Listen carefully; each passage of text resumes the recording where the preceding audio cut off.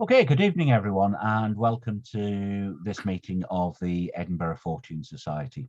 For those of you who don't know me, my name's Gordon Rutter and I organise these meetings. Normally we meet on the second Tuesday of the month in a pub in Edinburgh, but of course the current situation is not allowing us to do that. Once things are safe to do so, we will be meeting back in person, and we'll make some sort of arrangement so that people who've been joining us online will still be able to access the various talks that we're doing, because they have proven to be very, very popular, which is really nice. So thank you everyone for attending and making them the success that they are. And as I say, we won't forget you when we go back to the pub. So what I'll do is I'll get on with tonight, and as you know, it's just said it's being recorded. We'll have about 45 minutes-ish of talk, and then there will be opportunity for a Q&A at the end of it.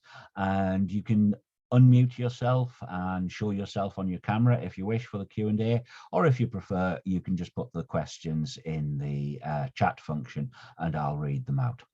So, ladies and gentlemen, it gives me great pleasure tonight for a speaker making his first appearance at the Edinburgh Fortean Society.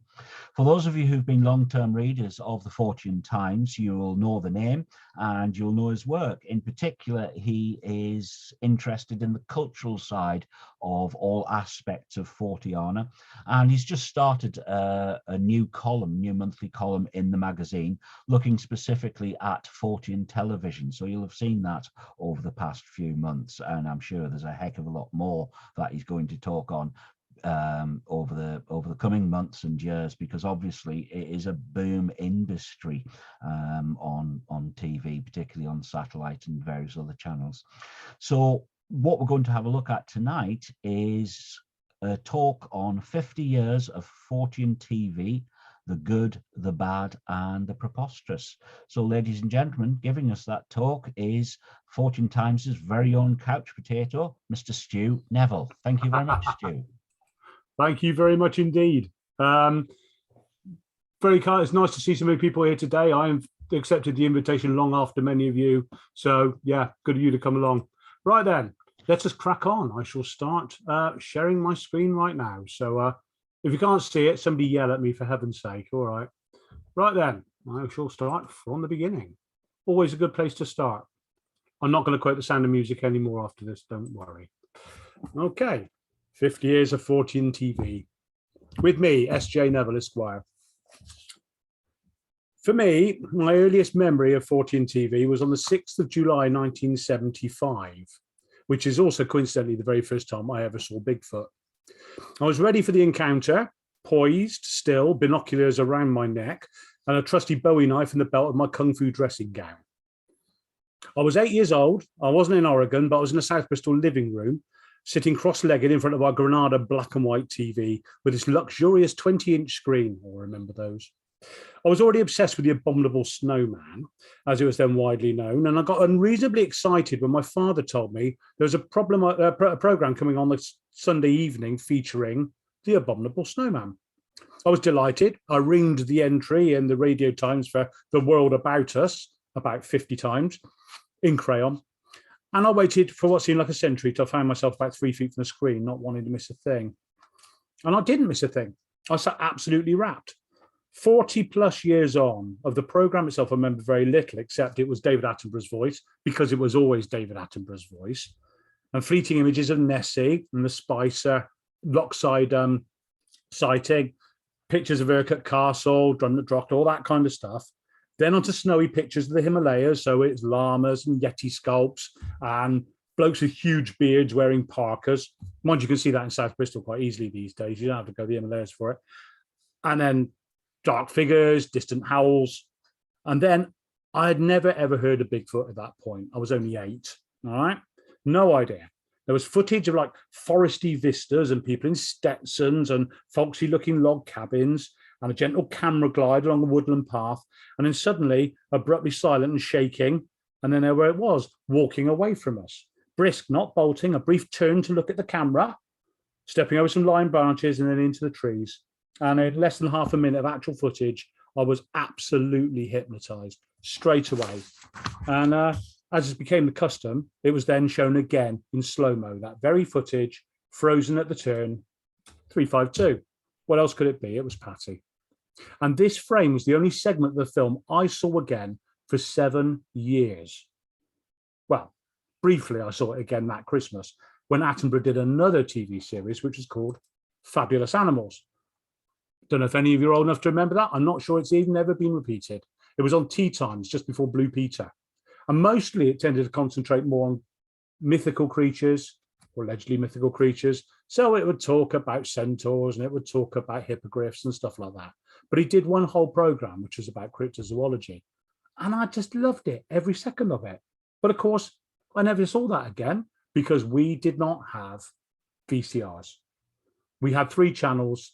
It was mostly in black and white. And you only saw it again if they deigned to repeat it. A lot of the time they didn't.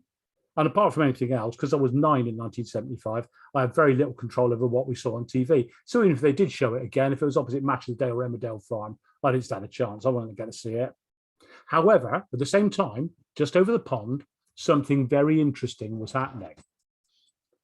There's something about Star Trek, Part 1. Long regarded as the daddy of all Fortean series, the original In Search Of ran for 5 years and was hosted by Leonard Nimoy. It gained a significant following. It was cut very much to the pattern of documentaries of the time, with Nimoy appearing at the top and tail of each episode and narrating, and the rest of the footage was all reenactments. And it covered most of the greats. So it covered UFOs and it covered Nessie, and if New Hampshire was discovered by the Welsh, all that kind of stuff. It was notable for its very neutral stance. So it just presented the facts as they were reported. It didn't editorialize particularly, which was quite a remarkable thing for the day. And broadly, this approach was then mimicked by, some years later, Arthur C. Clarke's Mysterious World on this side of the pond, in which the seer of Taunton and inventor of the communication satellite, as we were reminded every single week, and accompanied by footage of him sauntering along a beach with an umbrella before putting up his telescope on it in broad daylight, which I never quite managed to work out. Like Nimoy, Clarke introduced the overall topic, and then he let Gordon Honeycomb do all the heavy lifting in terms of the narration before Clarke invariably rocked up again and told us that he thought it was all codswallop. And to be honest, if they want an elderly bloke from Somerset who didn't believe in things, they could have my Uncle Jack for a lot less money. But anyway, as for British TV, that was it until about the late 90s. The X-Files, well, the early 90s actually, when the X-Files happened. I'm not covering fictional stuff, by the way. There's far too much of it. I could talk about Kolchak and I could talk about the X-Files and so forth. They are a cultural phenomenon themselves. But I'm talking about stuff that's factual, or at least dressed up as factual, just to make that clear. In 1994, just after the X-Files had premiered on BBC, the ITV decided they were going to get in on the act. And so who did they approach for it? Well, it could only be one. Phillip Schofield. Schofield's Quest. Get this for a cast from IMDb. Phillip Schofield, Karen Keating, ex of Blue Peter. There's a Blue Peter thing in there as well later on too. You wait. Brian Blessed, he was yelling about Yetis, which he does. Crop Circles with the Ocarina Botherer Reg Bresley. And John Inman.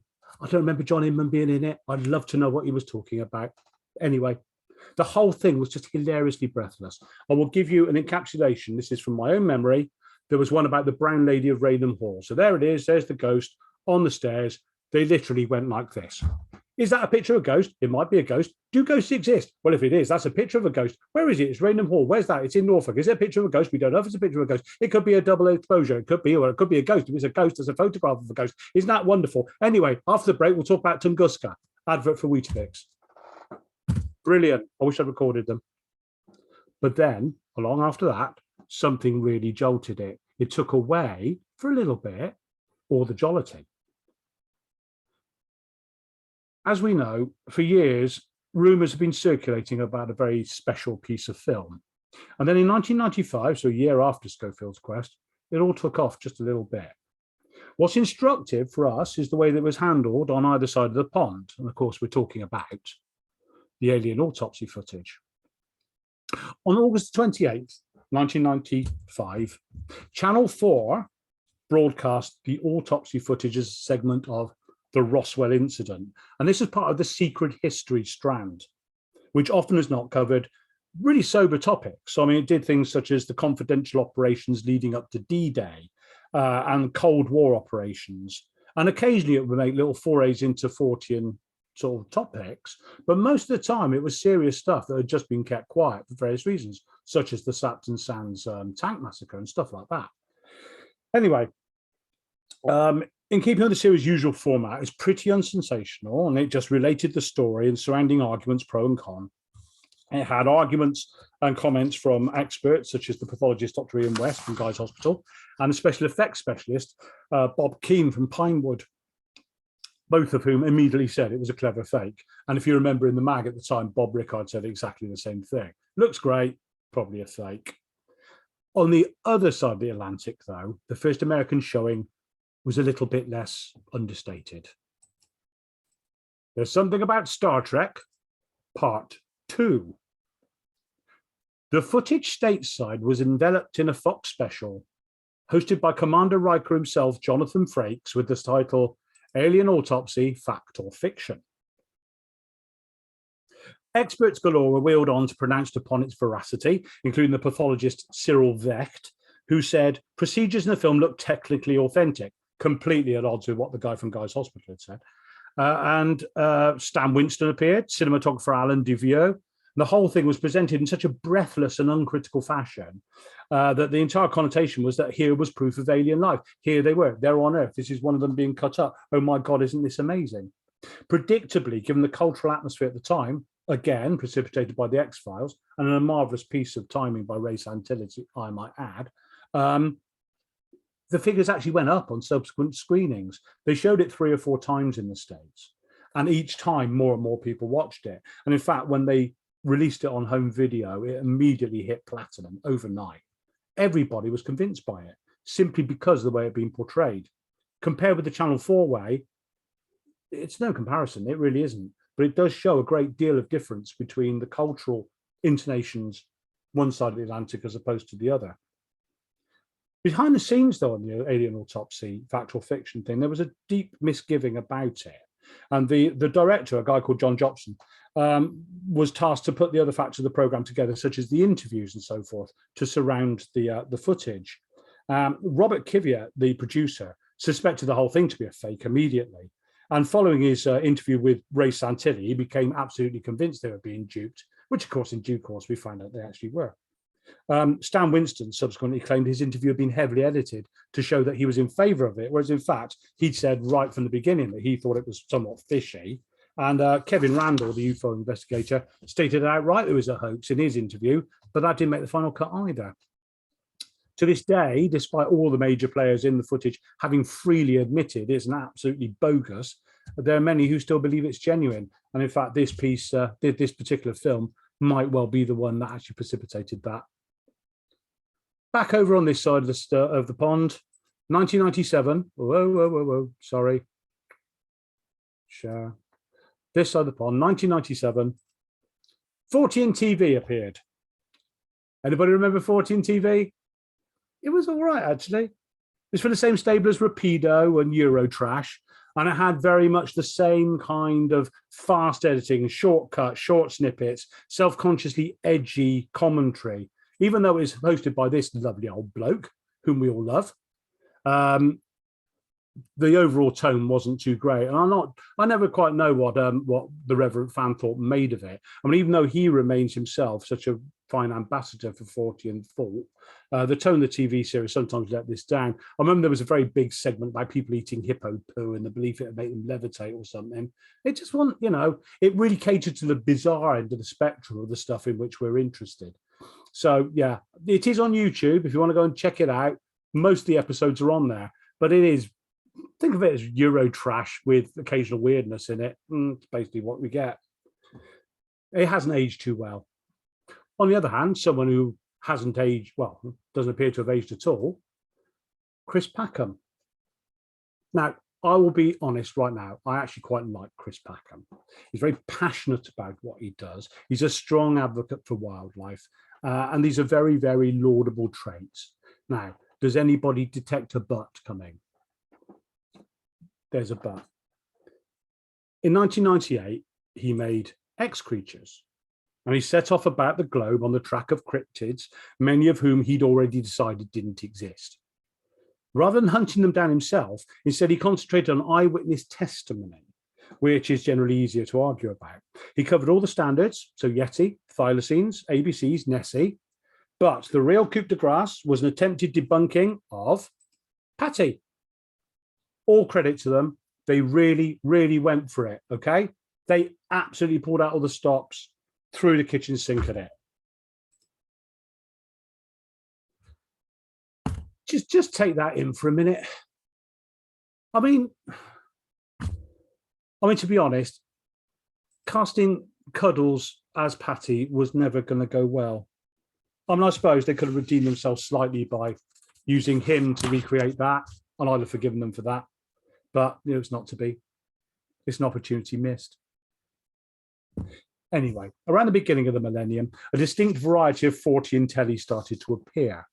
Aided by the proliferation in cable and digital channels, suddenly the spectacle of people in infrared looking for oddness, either actively pursuing it or sitting passively waiting for it to manifest itself, was everywhere. Tens of thousands of hours of this kind of stuff has since been shown on varying channels of varying appeal and quality, from the How Are They Now broadcasting, such as UK TV Pick +1 +24, average viewership 11, to the outright and otherwise respectable, such as Discovery and Animal Planet, although the latter has tried very, very hard to tarnish its own reputation, and we'll come to that a bit later.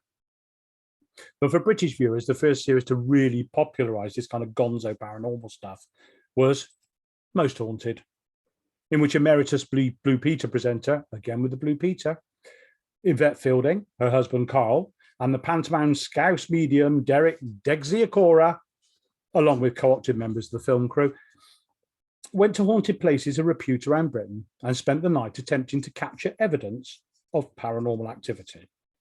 Next day, the footage would be reviewed and a parapsychologist wheeled on to provide some semblance of balance. So far, so what? The fact that every single episode was replete with excitable shrieking and alleged events nearly caught on tape, this became a kind of a frame, a shout from the distance, turn around, there was a vase on the floor, that kind of thing.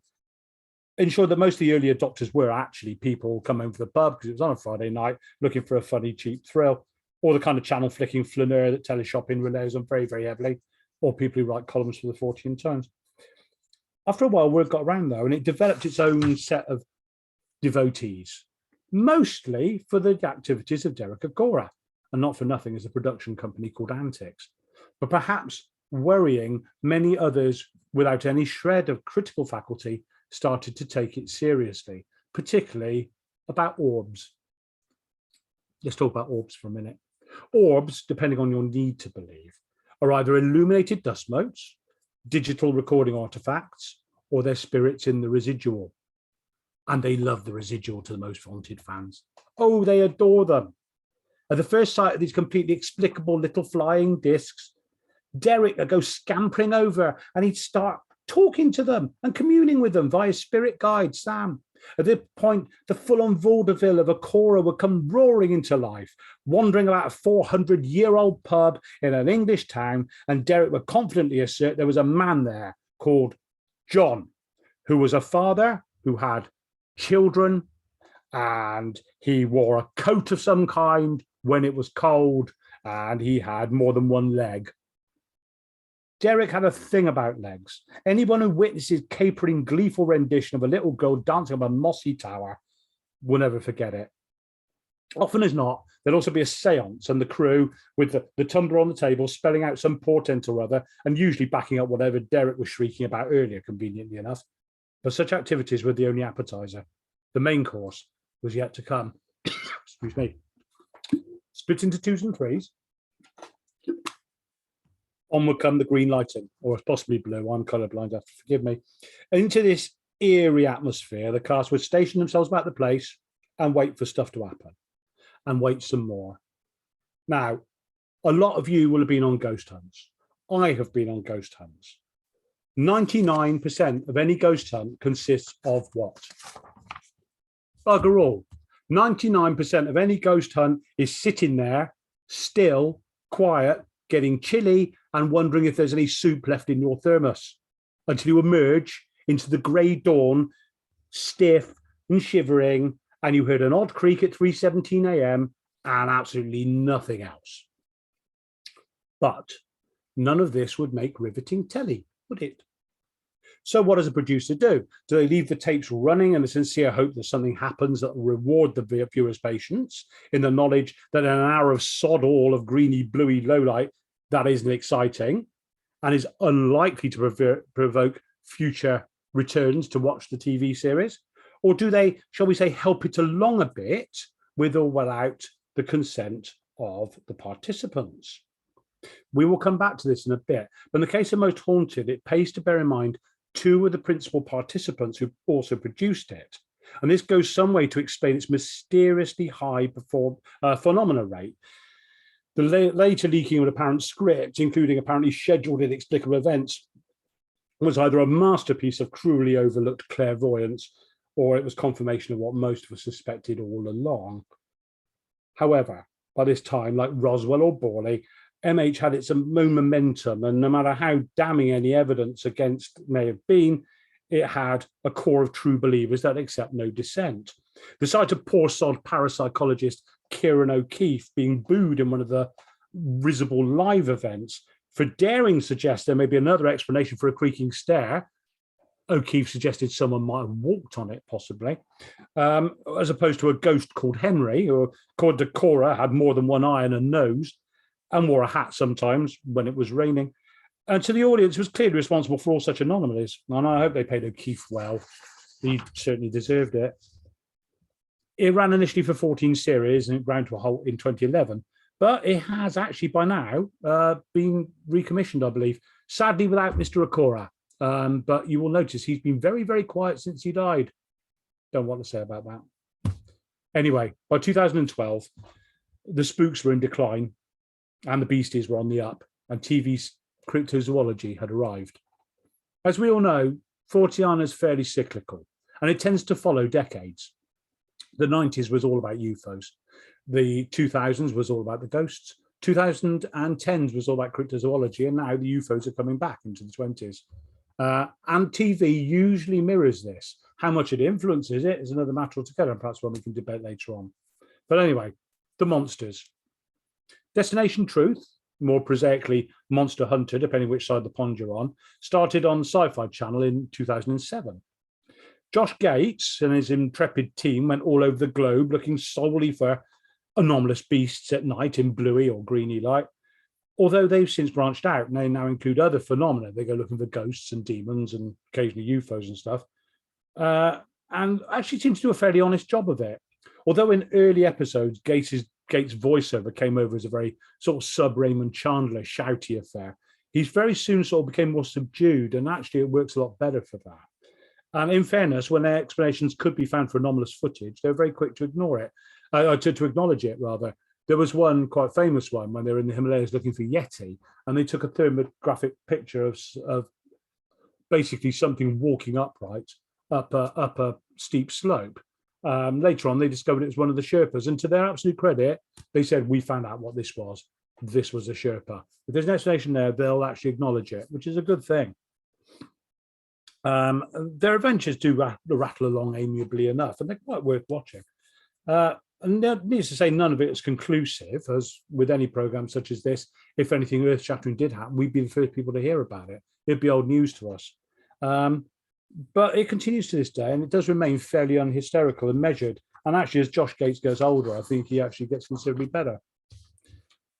However, neither of these adjectives can be applied to Finding Bigfoot.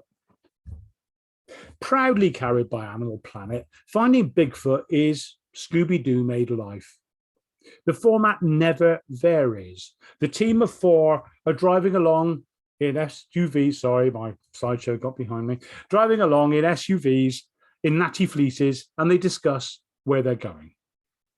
Matt Moneymaker, the BFRO's leader, and he's basically the Freddy of the band, will explain that he was last there a few years ago and he thought it was very squatchy. Everywhere is squatchy if you're the BFRO. And whereas it's relatively easy to accept the possible existence of a large, ultra-elusive mammal in the 99% vacant and vast Pacific Northwest, A presence in an area the size of my supermarket car park seems a little bit less feasible, but perhaps that's just me. Anyway, I should add they all agree at Squatchy except for Renee, who's a sort of extended Velma, who's a biologist and doesn't believe in Bigfoot, and there provides some semblance of balance. Anyway, they meet a local with an evidence of some kind, a blurry, distant video clip, an indistinct recording of a howl, and they immediately get Bobo, who's the Scooby-Doo of the group, to reenact it. Bobo toddles along, his arm raised high above his head, to indicate the height of the sighted creature, which is nearly always 8 foot, purely coincidentally the same size as Bobo with his hand up. Cue more meetings with locals. Weirdly bad CGI reenactments of encounters. Then the obligatory wander around the forest in bluey, greeny light, walloping trees, howling, and excitedly spotting things on the thermoscope, which normally turn out to be horses or cows or indeed each other. They then all agree, except Renee, that the place is squatchy, and that's the end of another episode. And they carried this on for how many bloody episodes? About 100 of them. But give them their due, they are actually enthusiastic. And in fact, to provide some semblance of balance, again, Moneymaker has since said that a lot of it's in the edit. In fact, they're trying their hardest and it's made into entertainment.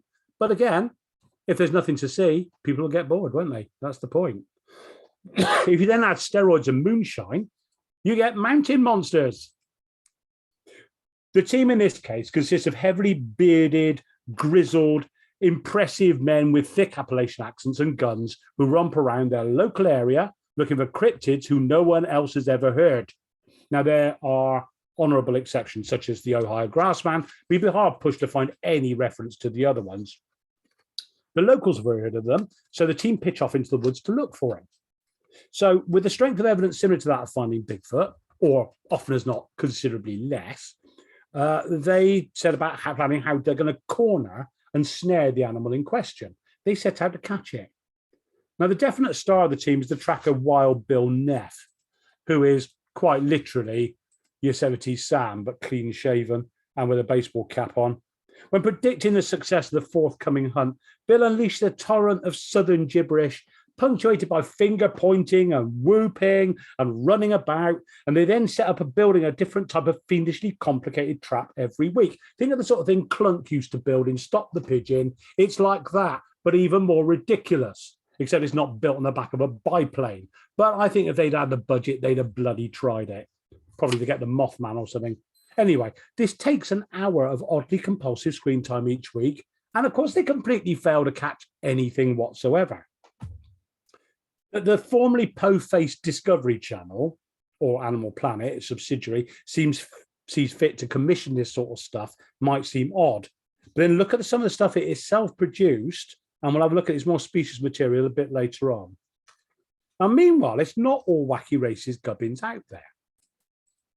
There's something about Star Trek, Part 3, In Search of Spock. You'd never forgive me if I hadn't, all right? There he is. Given the recent resurgence in interest, a rebooted In Search Of was perhaps inevitable. And with the original Spock sadly gone, there was only one obvious candidate to host it. The rebooted Spock, Zachary Quinto. The original series was cut far more to the pattern of documentaries of the time, as we know, with Nimoy appearing at the top and the tail and just narrating.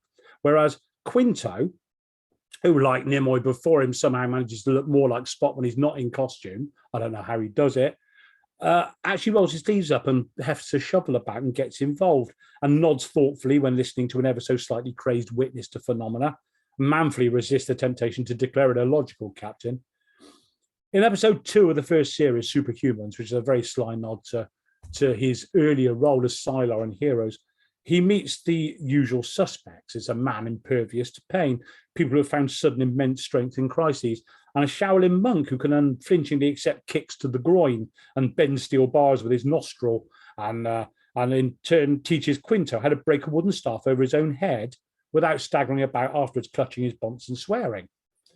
And this turns out to be very good training. And in Seattle, we encounter Andrew Basiago, founder of Project Pegasus, who claims to have teleported to Mars once, where he met Barack Obama.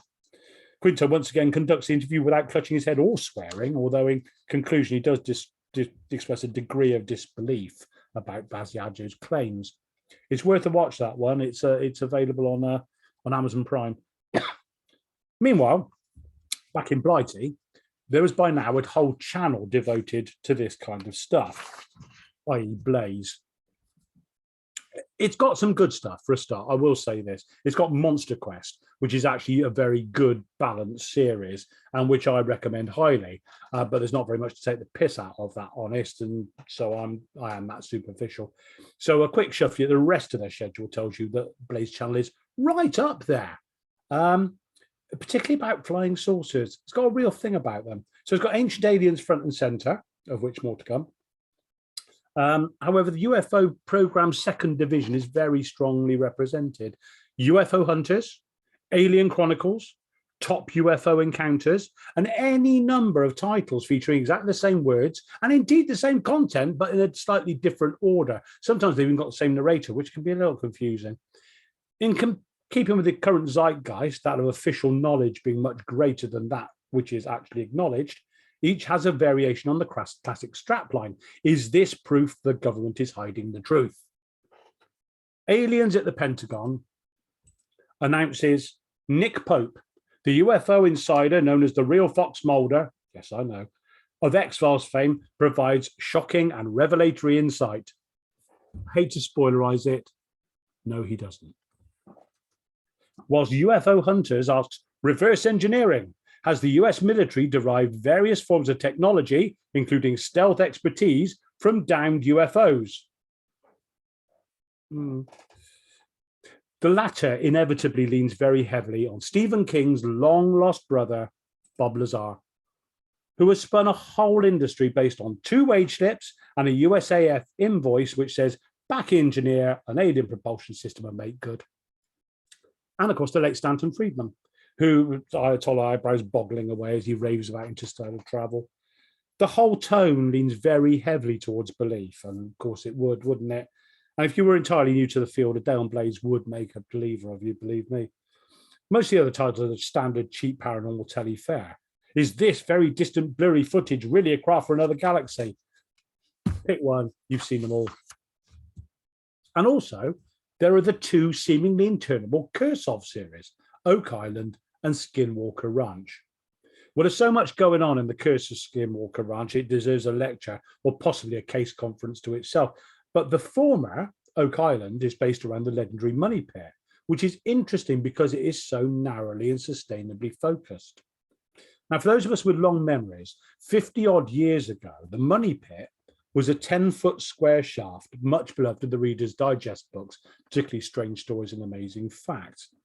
It magically flooded every time alleged treasure hoved into view.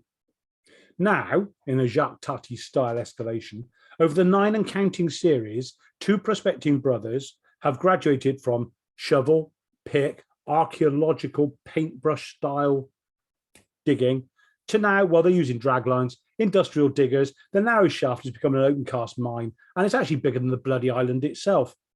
They found nothing. They go on about these tunnels, and you'll see the beginning of this. This week, the boys traveled to New Mexico. How far do these bloody tunnels go? God. Anyway, wherever you pick it up, it'll be the same thing. Hopefully, though, Series 10, they'll find something. If anything else, just to give them some sense of satisfaction. Closure. Anyway, moving on. There's something about Star Trek, Part 4. Here we are again. We've done Spock fronting in search of. We've done Riker doing aliens. We've done Spock fronting in search of again. Now is Kirk's turn. There's clearly a quality to the children of Roddenberry that lends them to Fortean-themed TV presentation.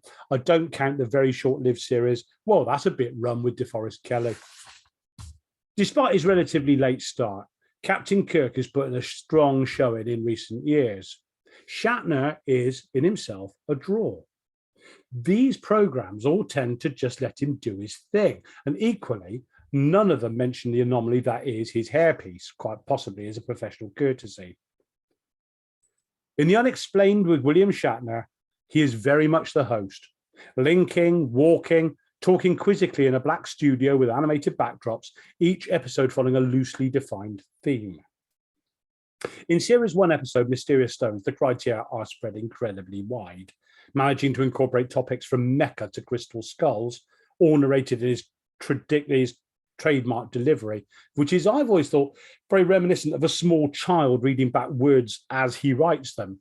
Set into the Kaaba a black stone for a whole hour. It's great.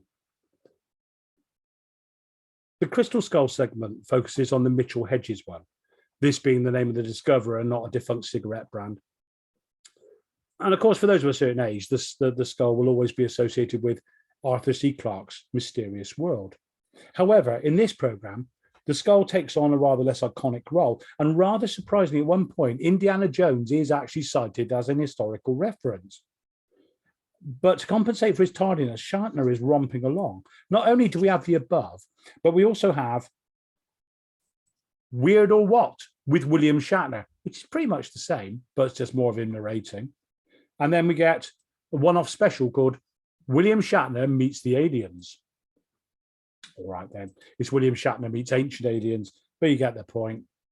And this leads us inevitably to him. Now, right back in the days when we started this half a century ago, Eric von Daniken put down his Toblerone. He wrote a book about how the human race evolved as it did because of people from space. Now, so successful was it that von Daniken went on to rewrite the same book at least half a dozen times, each volume slightly different from the last one, but always elaborating upon the unsubstantiated works in a manner that would give William of Ockham an attack of the vapors. Another example of the kind of Fortean-themed lit that breaks through into the mainstream, like Berlitz's Bermuda Triangle stuff, it made enough people not normally interested in our kind of thing say, well, there must be something in it, to which we, of course, will reply, yeah, several million quid. And a few decades later, someone noticed this one and launched the career of the hero of a million memes. Giorgio Tsoukalos and his hair, though in the early days his barnet was merely remarkable, and the programme stakes its claim straight away in episode 1. Aliens. In a trice, we're on to Exhibit A, the Saqqara bird, which was found in a tomb in 1898 in Egypt. Its outstretched wings are apparently evidence that it's a scale model of a full-size passenger-carrying glider, or a bird-sized model of a bird, which doesn't seem to occur to them.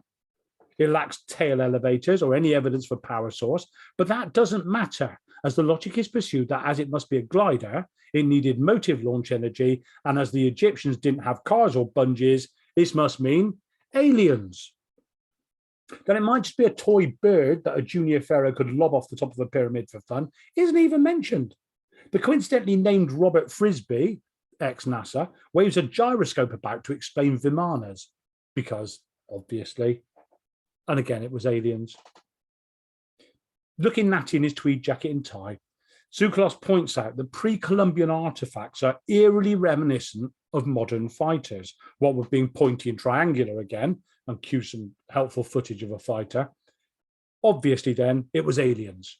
And once again, the series-wide insistence that an ornament or plaything must be a scale model of something else much bigger pervades, rather than acknowledging it might just be a toy, dreamed up by societies that openly took recreational drugs, for heaven's sake. Either that or the producer has actually met Klaatu and Gort in real life. He's just keeping quiet about it. The whole thing romps ahead with its sustained gish gallop, flinging multiple nuggets at the viewer and leaving little time to counter before moving on to the next pronouncement. It's continued to do this for 16 series and counting, and so never waste a good grift, eh? Even if you yourself completely believe it. Which leads us neatly on to the fake ones. We've already mentioned the alien autopsy, but this was, as far as we know, broadcast by the networks in good faith. They thought it was the real thing, even if they started to suspect otherwise later. So it doesn't really belong here. However, there's a definite subsection, which is the fake dressed up and presented as fact. We've already talked about Most Haunted, which most definitely impinges on this area, but we need to go back to 1992 to see its root, which was, of course, Ghostwatch. Now, a lot of us will have seen Ghostwatch. I remember seeing it. I was 26 years of age. It was on Halloween, if I remember rightly. And I watched it, and it genuinely scared me, even though I knew about this stuff. It was very, very well done. And a lot of people fell for it. And in fact, the BBC got a lot of complaints about how frightened people were of it. Why did they fall for it? Well, it's the personnel. It's the fact that they used Michael Parkinson. Parkinson wasn't associated with pranks. Parkinson wasn't associated with anything like that. He was somebody who interviewed the great and the good, and who presented news programs. He was a journalist of quite high repute, Parkinson. He was trustworthy. And then you had Sarah Green and Mike Smith, who were light entertainment people. They weren't pranksters. They were people who presented TV programs. Craig Charles was in the middle of it. And yeah, okay, he was a comic actor, but he also did factual TV. And in fact, the way it was produced was extremely good. It was as chaotic as you'd expect. There were things heard off site. It's exactly what Most Haunted polished much later on and just kept doing. And they made a lot of money out of it. Ghostwatch, however, was the template for all of this. But it was done as a prank, and afterwards they admitted it was a prank, which is fair enough. However, then you get to another kind of thing. Now, I've already mentioned mountain monsters.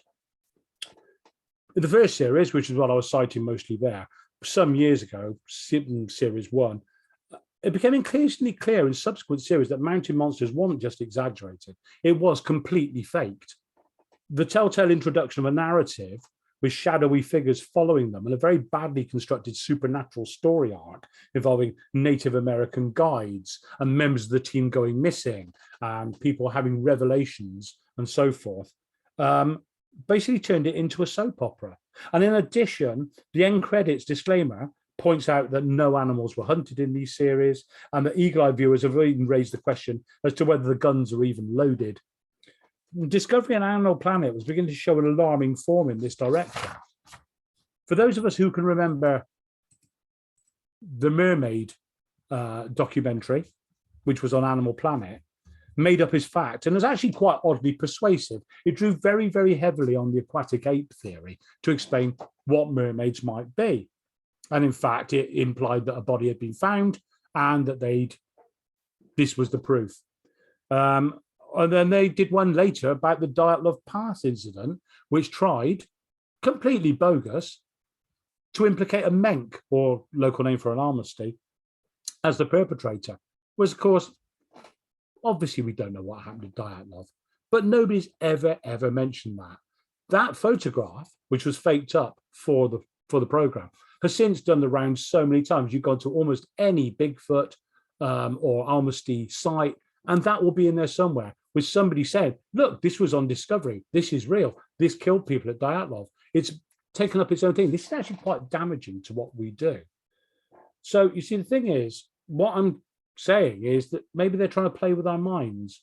And maybe by showing us this material alongside legitimate documentaries, which they make, they're blurring the edges of our world and how we perceive it, which in turn leads to an issue, as far as I'm concerned. It raises a question we've asked many times. What would happen if one of these low-light sub-Hanna-Barbera farragos actually did capture some proper evidence? Would we accept it as fact? And given Discovery's recent propensity to yank our chain so often with a straight face, even if it said, look, honest, we got something, look, real, honest, we mean it this time, would we buy it? Would we just look on in interest instead, like a Jenny Hanover in a jar of pickling alcohol on a shelf at Ripley's Believe It or Not? Would we acknowledge the intention, admire the artifice? But do you think underneath we know deep down it proves absolutely nothing other than what we see ain't necessarily so, no matter what colour the light is? Thank you very much, ladies and gentlemen.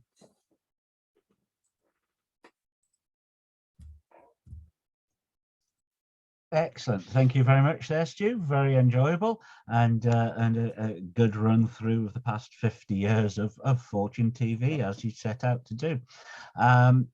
As I say, we're going to have a Q&A session, so I'll open the floor, and if anyone would like to ask the question themselves, they're more than welcome to. But as I say, if you want to just put the question in the chat function, I'm quite happy to read that. So, does anyone want to ask a question? I don't give refunds before you start. Any questions? What about this as a question, Stu? I mean, you're asking that as a rhetorical point. You know, what would make us buy something that was shown? And you know, turning that back round to you, what would perhaps convince us that what we saw was real?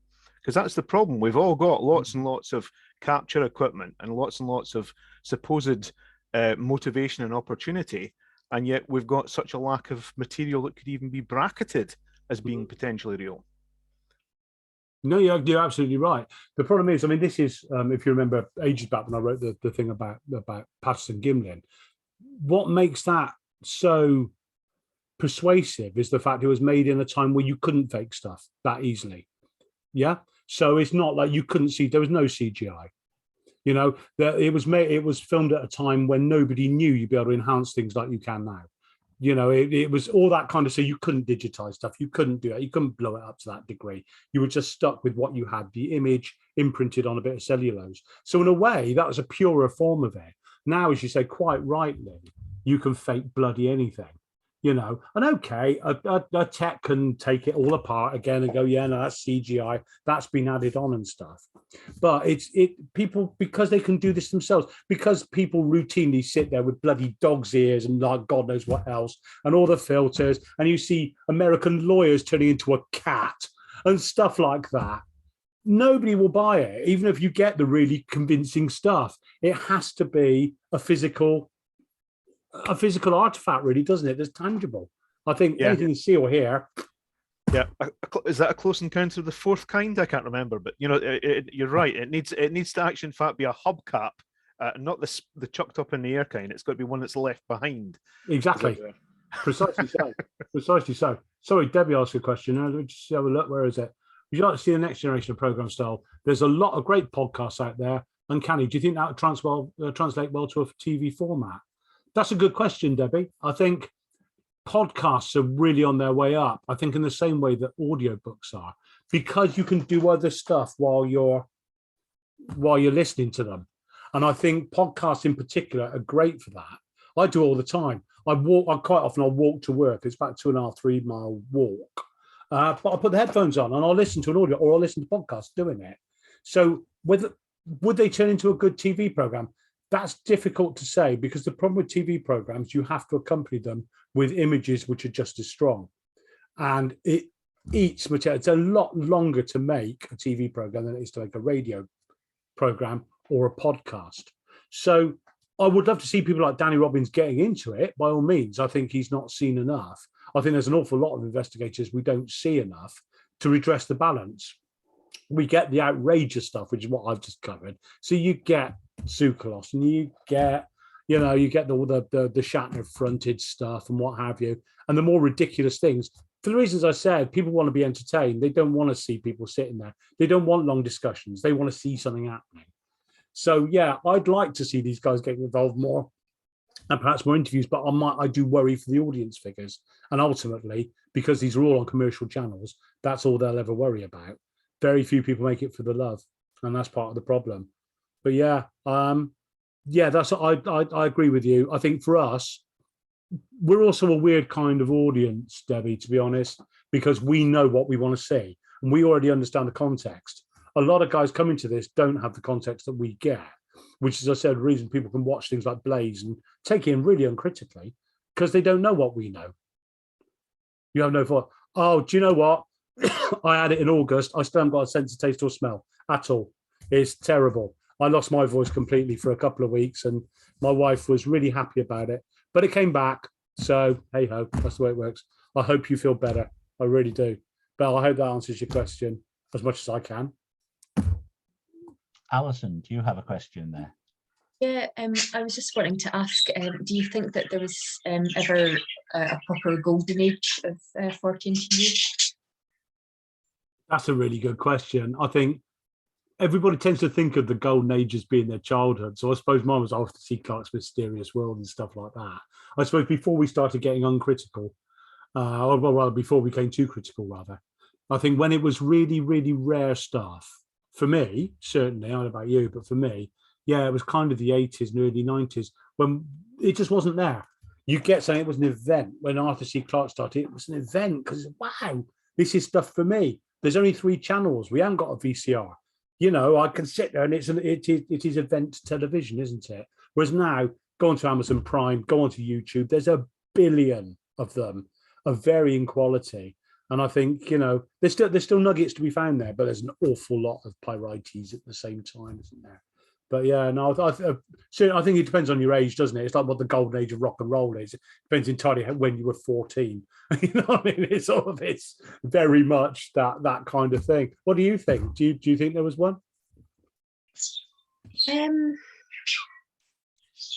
Yeah, maybe. I mean, I'd probably have to kind of more or less agree with you. Obviously, I'm way younger than you are, but Everybody's but, yeah, I think what I find nowadays, I actually quite enjoy a lot of the programs that are around, but I'm afraid I even like Mountain Monsters, and it's good fun.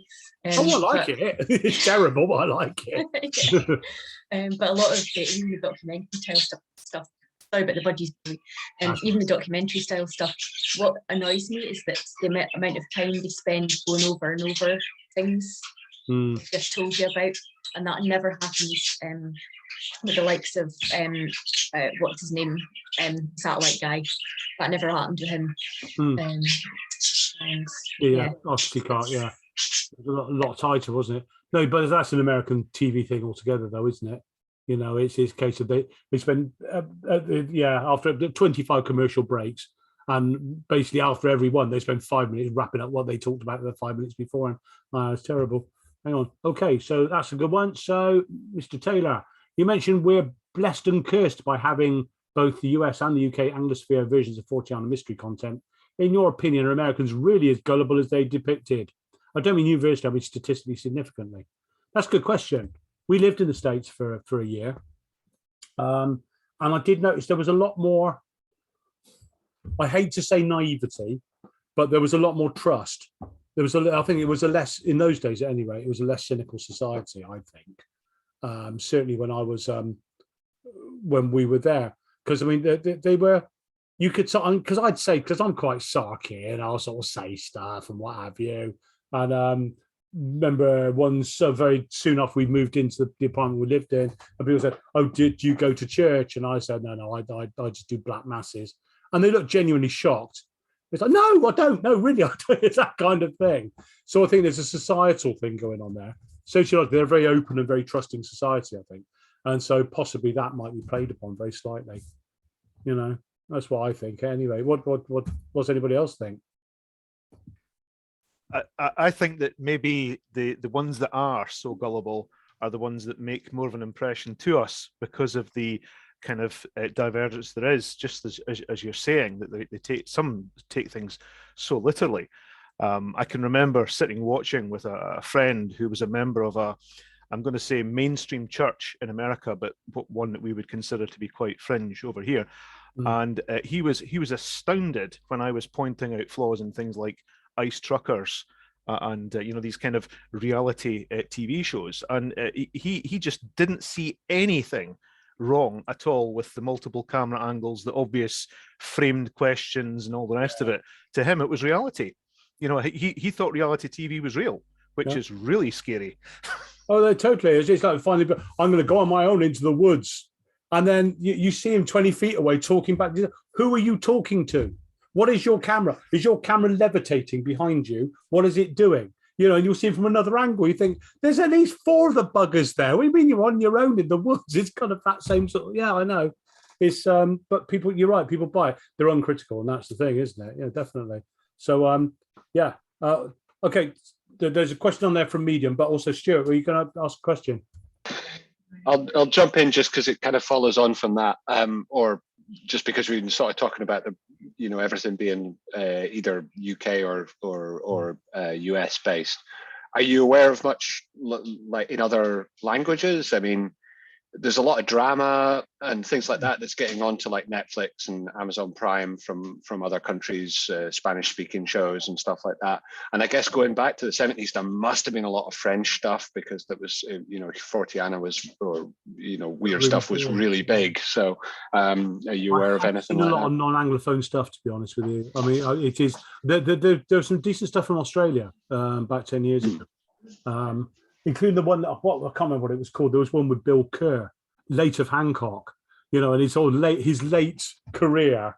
And it was just this weird juxtaposition, because my dad was a Hancock fanatic, to see Bill, the idiot, sort of like fronting this thing on criticism. And it was actually very good. And it was quite, kind of what's called for life for me. So yeah, get some stuff from Australia. But in terms of content, I haven't really looked. I'll be honest, but you're right. I know the French were massive on it. They had Valet and all the stuff about UFOs, and they were very big on the Bermuda Triangle and so forth as well, weren't they? They were really, really big on that. So and crypto, they had monster hunters. Their own Belgium, they had Oivelmans and what have you. It's not totally. I haven't really looked, but I'm too busy taking the piss out of American and British stuff, to be honest with you. That's what I tend to do. Should we address what medians are? So Median asked, in terms of the reach of Fortean TV, the high point must have been Uri Geller directly interacting with millions of people in real time on chat shows. Hard to see that level of direct engagement being possible now. Yeah, completely agree. Completely agree. It's like I was watching, there was something on over Christmas, and they were talking about the biggest rating Christmas TV programs ever. And you get all the things like the Morecambe and Wise Christmas Day specials, which were getting 21, 22 million people, which at that time was like it was over half the population of the country. And you are never going to get that again, because now you can watch TV whenever you bloody well want. The BBC don't get the total viewing figures for stuff for 6 months now, because by the time people are caught up with it on iPlayer, it's just gone. They'll get the Christmas figures in June finally. So no, I completely agree. And as for being on Wogan when I was a kid, my spoon bent. Yeah, I tried. I did exactly the same thing. I sat there with a bloody spoon like that, and then I got clipped over the back of the ear for trying to bend the spoons again, because I kept trying to do it when I was a kid. And my parents had an expensive canteen of cutlery, and many of them had little dinks in them and things like that for some reason or another. I'm not sure what that might be, but yeah. No, he did. Geller, whatever you think of Geller, and there's a lot of us have got a lot of opinions of Geller. He's a good showman. I'll give him that, and he got people watch him, and people will believe stuff, I just wish they got Matthew Manning on more. I always found Matthew Manning slightly more convincing, to be honest, but there you go. Yeah. Any more questions? If you're thinking of Uri Geller at the moment, he is about to reveal the location of the Ark of the Covenant. So he is, yes. Wow. Your actual Indiana Jones stuff. Yeah. He's going to tell us it came to in a vision. It's in a warehouse in Utah. That's what he's going to say. We shall see. At least I hope we will see. If I could just come in on a few things. You mentioned that Oak Island is a staple of Reader's Digest books of the unknown, etc., etc. I literally reached out to the first Reader's Digest book that I could find, which is Strange Stories, Amazing Facts. I've got it here. Stories that I'm looking at it. There it is. And there it is. 2 whole pages of Oak Island. Yeah. And there's the 10-foot shaft that you were talking about. 10-foot by 10-foot shaft, which is now the size of Lantrissan. I can't find the bloody island anymore. It's just this hole in the Atlantic now.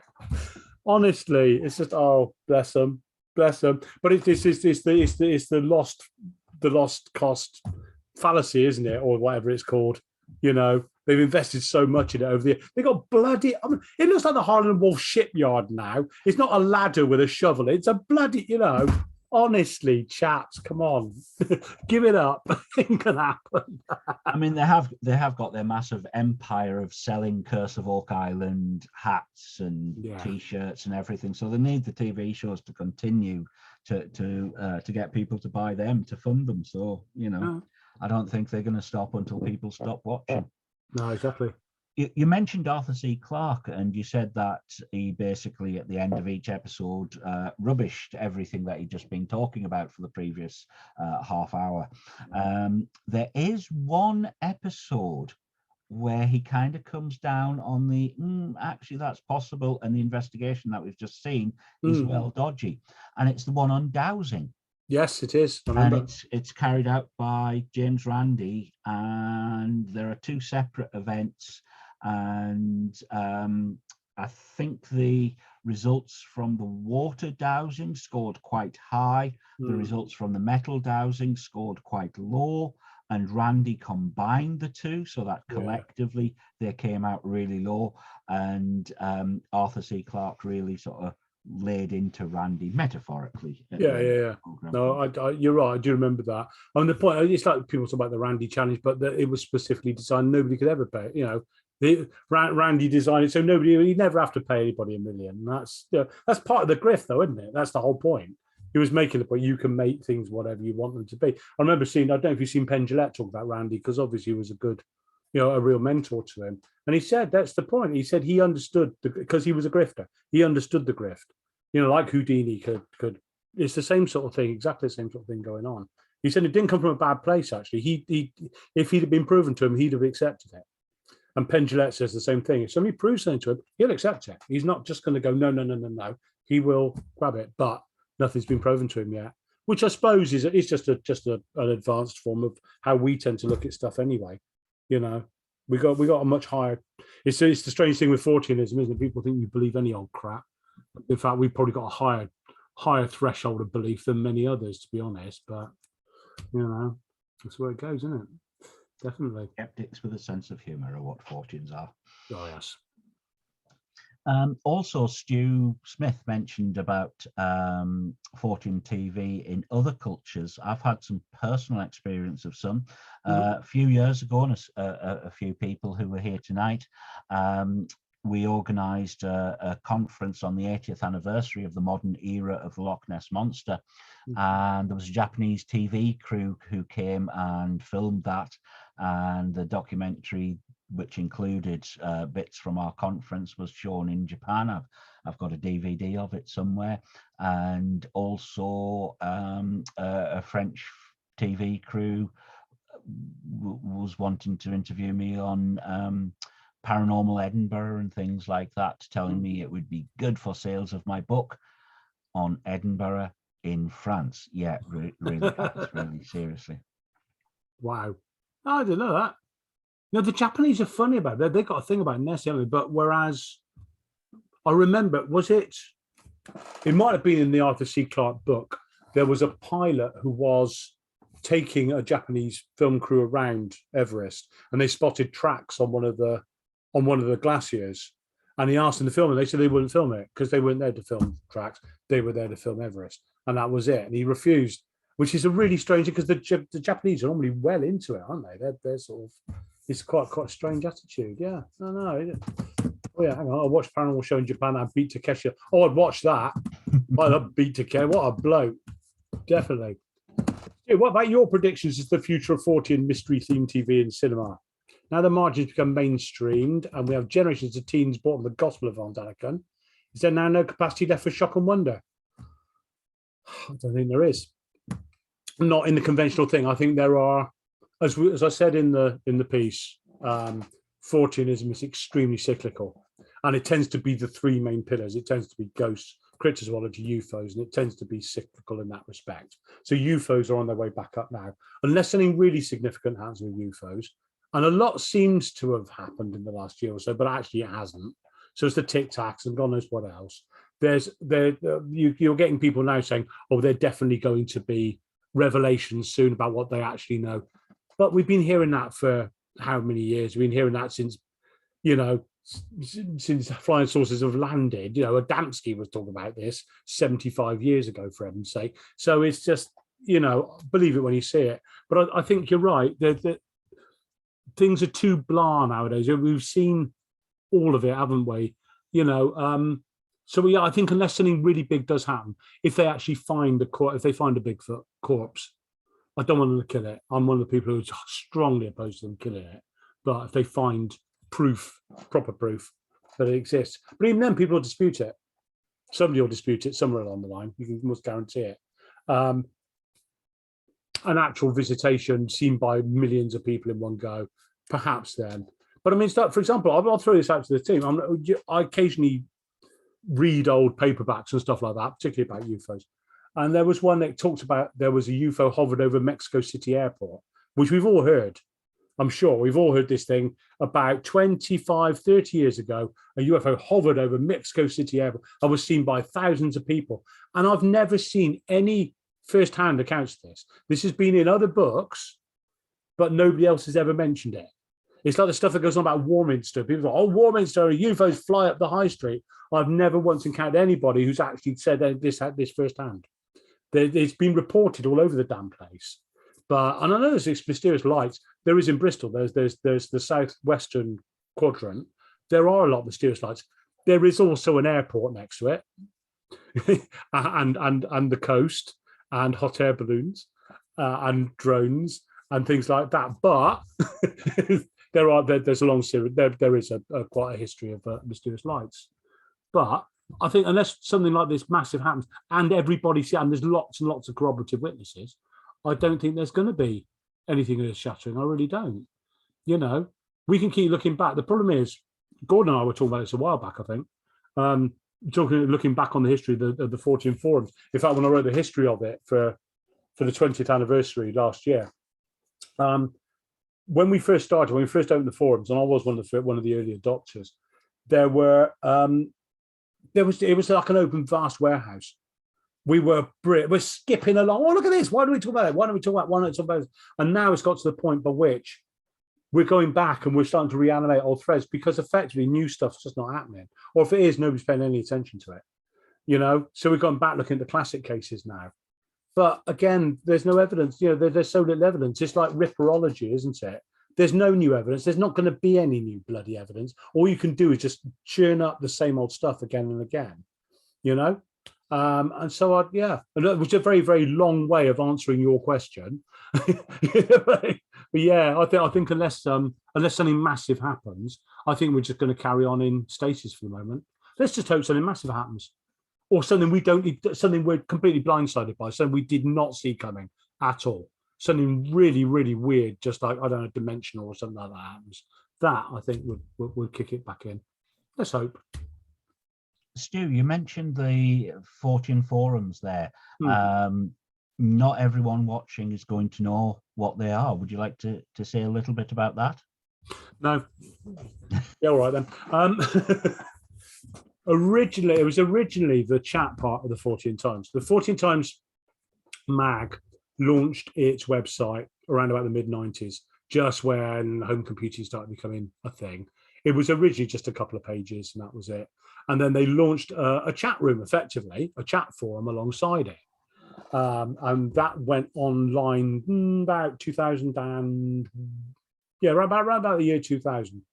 And they had quite a small uptake, probably because so few people were actually online at the time. And gradually it snowballed a bit. And what it did, because it was run by the FT itself, it got an awful lot of content from the mag.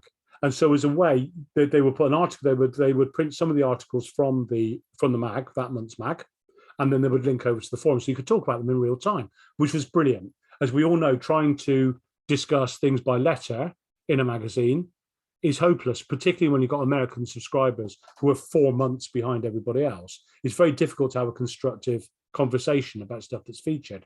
Whereas if it's online, it's instant. So it's like, so we had a lot of conversations about articles that have been in there. Also, it happened to me, was at that time flooded with entries. Lots of people were sending in IHTMs. So what, let's think, who was it? Mark Pilkington used to be running it in those days. And what Mark used to do is he would basically hive off the stuff that didn't make the mag and put it all onto the forum. So we still got the dedicated sub forum of IHTM. And as a result, you could look at it, and sometimes it would cross-reference. We would take stuff over from the mag as well. Then when it was taken over by John Brown Publishing, John Brown wasn't so keen on this happening because they thought we were giving away content. And so it was kind of, the site was kept going, but the forum was kind of not sidelined, but it was kind of like, we don't want quite so much, you know, back and forth. It's good to see suggestions and what have you, but we're not so bothered. And then when Dennis came along, Dennis just decided they didn't want the site at all, which is an extraordinary retrogressive step, because the FT actually had quite a good website. But for some reason, Dennis decided they didn't need a website. And if you remember, all of the Dennis titles, they were good, sort of 20 or 30 at one point. And they got rid of all of them, with the exception, I think, of Autocar. But it's only because they flogged cars through it. You know, everything else, they just decided they didn't need it. We were very lucky that their largesse allowed the forum to continue. But so long as we basically said we had nothing to do with the mag, per se. We were part of the Fortean Times stable, but we weren't directly connected to it. And gradually they cut us off more and more. We had outdated software and stuff. And then finally, as you know, 2 or 3 years ago, they just decided, right, that's it. However, what you've got on there is currently several thousand long-term Fortean Times readers, and a lot of other people as well who have come across it by mistake, sort of thing, and have just stayed. And we've actually got, I worked out, in fact, we worked out a while back that we are simply the longest running. We have got the biggest, most stable population of all of them. An awful lot have come and go. And obviously there was loads of Angel Fire sites and gone on AOL sites and what have you. They've all gone. You know, even quite big ones, Nexus and stuff like that, they've just completely fallen in on themselves. We've kept going, you know, and now we're in a secure place. We're very good, thanks to the support of so many people. And to be fair to Dennis, they gave us the proprietary stuff. They could have said, you ain't having any of it. They let us have it, provided we took it over and we took responsibility for it. But as we've explained to people a few times, this is the reason we have to be a bit more careful about what's said on there, because we're now we're in international waters, effectively. So if somebody wants to sue us for something, it's Gordon and I who are going to have to get the checkbooks out.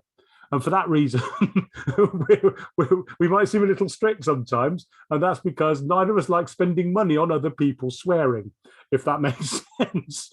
So, but yeah, it's a huge community. And it's a very good community. And it's a very Fortean community. And in fact, I think in terms of its good nature, its constructiveness, and its helpfulness, it's very encouraging. It's not a particularly nasty place. We had a troll infestation about 15 years ago, which we managed to get rid of, you know, and since then we've been largely self-policing. And I think it's a very welcoming place. It's a very constructive place, and it's an intelligent place. And it's a good place to get lost and, you know, so forth. So yeah, I highly recommend it. If you want to join, you haven't joined already, go for it. Please do. All right. If you want to give us money, then you will be in straight away. Don't you worry.